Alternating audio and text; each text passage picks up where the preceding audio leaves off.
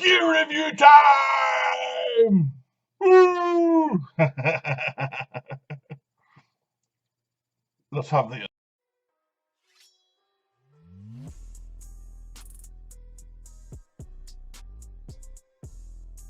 Yes, folks, I've been asked questions about the rod pod that I use. Now, I use a Fox Ranger Mark II rod pod. What more can I say about it? It's a good rod pod. Cheers. Thanks for watching. The people want more than that, dickhead. The people can sod off. It's been a long day. Do what you're told, arsehole. Okay, okay. The rod pod in question is this one. Here it is, folks. The Fox Ranger Mark II rod pod. RRP on this bad boy is £310 for the 3-rod model. But if you're looking on the internet, you can pick up a bargain at £255. That still sounds like you're having your pants pulled down to pay for a rod pod, but trust me, I've battered the crap out of this thing and it has stood up to it and come back for more. It is easily the best rod pod that I've ever had. So why do I use a rod pod? I know. Somewhere out there's going to be people that I know that's recoiling in horror at this video. There is a lot of hate out there for the humble rod pods. I don't understand the hate myself. Personally, to me, it's just a tool that does a job. A lot of the places I fish are, hard concrete stands, wooden jetties. I'm a pike angler. I tend to fish when it's frozen, when the ground's rock hard. As much as I love having bank sticks, and all lined up nice and straight, you can't always drive a bank stick into a concrete stand. So the rod pod is there. Like I said, it's just a tool. It does a job. The very first rod pod that I ever bought, I was a teenager new to angling, mostly new to the pike angling scene. Now, I had friends that had bought the stainless steel, basically they were solar rip-offs. And these were good, if there was no wind. But it's Northern Ireland. We get wind, we get rain, we get pretty crap weather.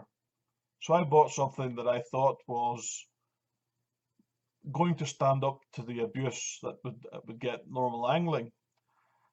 Unfortunately, this thing got trashed by my friend's dog Thrush, and it had to be replaced. So moving on from there, I went and picked up it was the Fox Stalker model of rod pod. Now this rod pod lasted me years. For all the fishing that I did where I had to use a rod pod, the Stalker model lasted me years. Great little rod pod, very compact, very lightweight.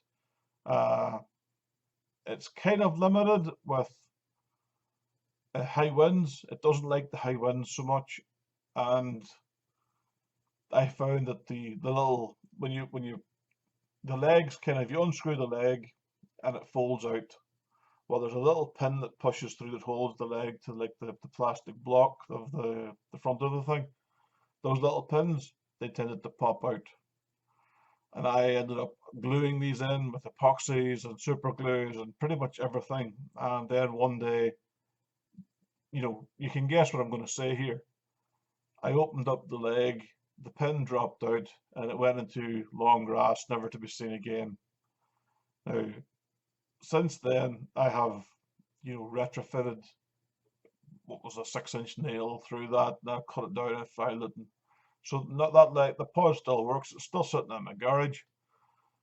I just don't use it anymore, mainly because, I figured that I wanted something that I could do more river fishing with, and that little pod was more suited to fishing on still waters and places where, you're kind of not wanting to do too much. You're not wanting to ask too much of the rod pod. Like I said with the Stalker model, it wasn't so good in the wind.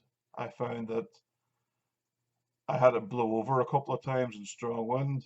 Now, this is a very old make of rod pod. This is probably one of the first generations of rod pods that Fox made. So over time, they have progressed and they have made better models. The Ranger Mark II is a better model. Straight off the bat, it feels a lot heavier. You know, not so heavy that you don't mind carrying the damn thing, but when you pick it up, it is made more solid. This rod pod is awesome. It has more positions than a tie hooker. You can have it standing any which way you want, in any configuration you want, and short of running over and kicking the thing, it's not going to fall over in the wind. I like it for the rivers as well because you can get it comes with 2 extra bank sticks that makes your rod pod sit straight up in the air. So straight away you can get down to where you're fishing on the river. The ground can be frozen rock solid. You can set this thing up, you can put your rods out into the river and you can fish. You're not messing around. You're not having to batter bank sticks into ground that's rock solid.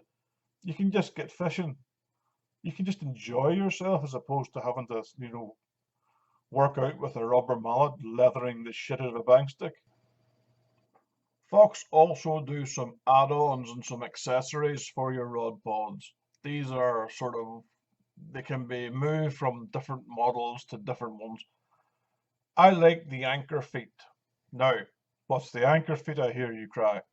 Here's the anchor feet. The anchor feet for your rod pod are just an accessory to make sure that once it's on a wooden jetty, there's no way it's slipping anywhere. You can screw down each of the 4 little anchor feet and the rod pod is now guaranteed not to move anywhere. This is great if the jetty's frozen. Here's a close-up of the foot with the little screw in it. Like I said, with this here on, your rod pod isn't moving anywhere. You can also use the bivvy peg to push this if you're fishing on like a solid ground. You can hammer your bivvy peg in, does the same job. I have the 3-rod model of the rod pod. Now, you can get a 4-rod model. In fact, I do actually have the buzz bars to make the rod pod carry 4 rods, but I can't remember the last time I ever actually used the 4 rods. So that buzz bar sits in the garage with the other fishing stuff that doesn't get used.